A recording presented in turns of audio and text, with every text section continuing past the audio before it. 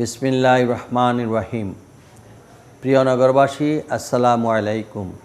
সকলকে মুসলিম উম্মার সর্ববৃহৎ ধর্মীয় উৎসব ঈদ উল ফিতরের শুভেচ্ছা জানাচ্ছি।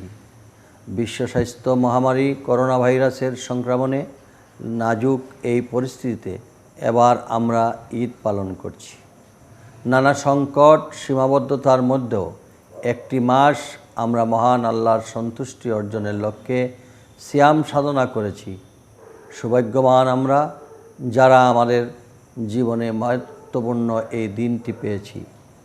এজন্য মহান আল্লাহর শুকরিয়া আদায় করি।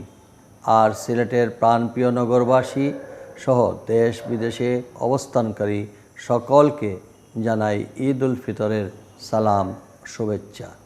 ঈদ মোবারক, ঈদ মোবারক।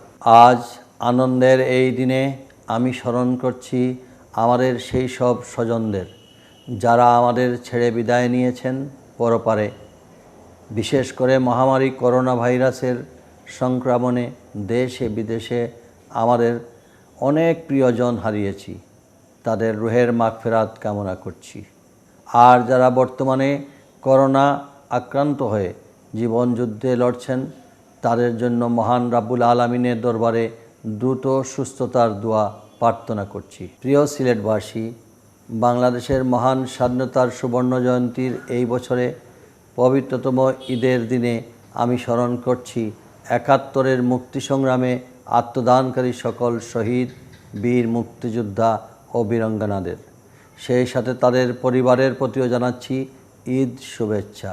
আসুন সবাই মিলে আমাদের বাংলাদেশ তথা প্রাণের নগর সিলেটকে আধুনিক, উন্নত ও সমৃদ্ধশালী নগর প্রতিষ্ঠায় একসাথে কাজ করি। সম্মানিত নগরবাসী, করোনা ভাইরাসের সংক্রমণ দিনকে দিন বাড়ছে।